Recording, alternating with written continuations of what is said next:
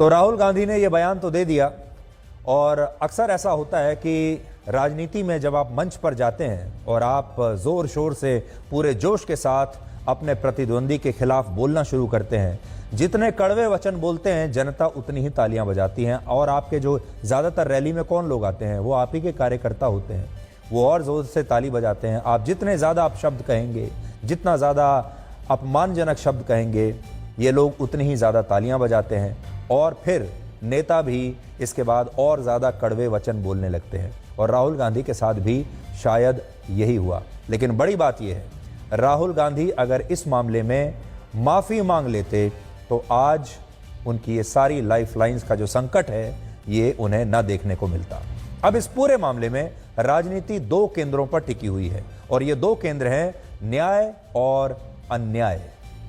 High court के फैसले के बाद कांग्रेस पार्टी की तरफ से सभी नेता ये कह रहे हैं कि राहुल गांधी निडर हैं और वो जनता के हितों के लिए केंद्र सरकार से, मोदी की सरकार से लड़ रहे हैं। लेकिन आप खुद सोचिए, यहां सरकार की बात आखिर कहां से आ रही है। राहुल गांधी को दोषी भारत की निचली अदालत ने ठहराया।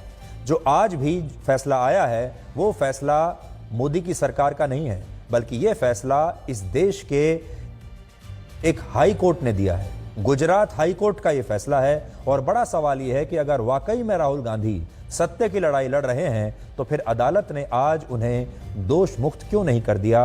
अगर वो सत्य की लड़ाई लड़ रहे हैं, अगर वो सही हैं, तो वो अपने सत्य का सबूत आज हाई कोर्ट के सामने पेश क्यों नहीं कर पाए। बड़ा सवाल यही है कि ये जो सत्य है, ये जो नाइंसाफी है, इसे हाई कोर्ट क्यों नहीं देख पाया।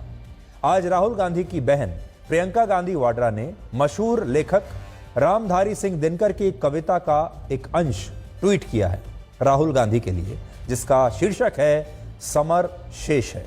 इसका अर्थ होता है कि जीवन एक अथाह संघर्ष है और लड़ाई जीवन का महत्वपूर्ण अंग है। और प्रियंका गांधी वाड्रा ये बात भारत की एक अदालत के फैसले के बाद अपने भाई के लिए लिख रही हैं। इसके अलावा आज कांग्रेस पार्टी के अध्यक्ष मल्लिकार्जुन खड़गे ने भी ट्वीट करके यही लिखा कि राहुल गांधी ने हमेशा सच की लड़ाई लड़ी है और वो आगे भी ऐसे ही लड़ते रहेंगे। और उन्होंने राहुल गांधी के उस बयान को सही ठहराने की कोशिश की है जिसमें उन्हें अदालत ने दोषी माना है। ये उस अखाड़े की बात है जो स्वतंत्र अभिव्यक्ति का अखाड़ा है, और सबसे बात, जैसा मैंने कहा, मूल बात है कि वहां पर किस प्रकार से नियंत्रण हो, ये कंट्रोल फ्रीक सरकार का उद्देश्य है। उस अखाड़े पे किस प्रकार से रोकथाम हो, गला घोटा जाए, मानहानि के कानून को पूरी तरह से दुरुपयोग किया गया है। मुझे खुशी है कि गुजरात हाईकोर्ट ने उनकी याचिका को खारिज कर दिया। आप राजनीति में तो किसी पर भी जो मन में आएगा आरोप लगा देंगे आप।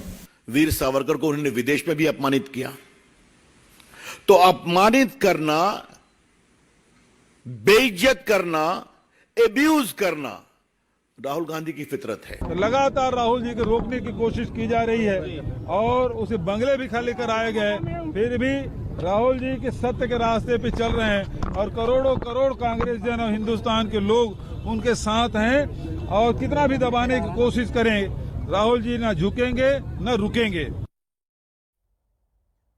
राहुल गांधी इस समय 53 वर्ष के हैं, 53 ईयर्स। और अगर उन्हें सुप्रीम कोर्ट से राहत नहीं मिलती और 8 साल का वनवास अगर उनका हो जाता है राजनीति से, तो वो 61 साल के जब होंगे उसके बाद ही चुनाव लड़ पाएंगे।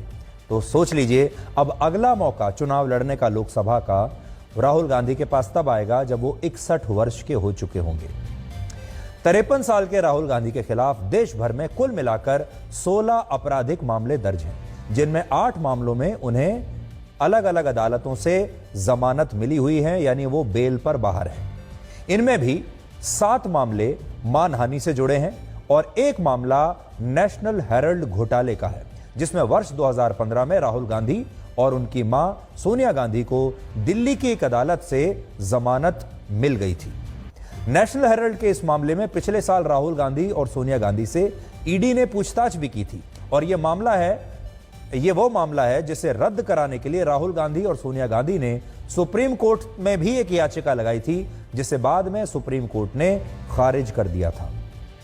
यानी देश की सबसे बड़ी अदालत यह कह रही है कि राहुल गांधी और सोनिया गांधी जिस मामले में जमानत पर बाहर हैं, वो मामला रद्द नहीं हो सकता। लेकिन इसके बावजूद कांग्रेस पार्टी कहती है कि इन तमाम मामलों में केंद्र सरकार उन्हें फंसा रही है। अब बड़ी बात यह है, या तो वो ये कहने की कोशिश कर रहे हैं कि सारी अदालतें बिकी हुई हैं, सुप्रीम कोर्ट बिकी हुई है, हाई कोर्ट बिका हुआ है, और हाई कोर्ट और सुप्रीम कोर्ट और निचली अदालतें वही कर रही हैं जो सरकार उन्हें करने के लिए कहती हैं।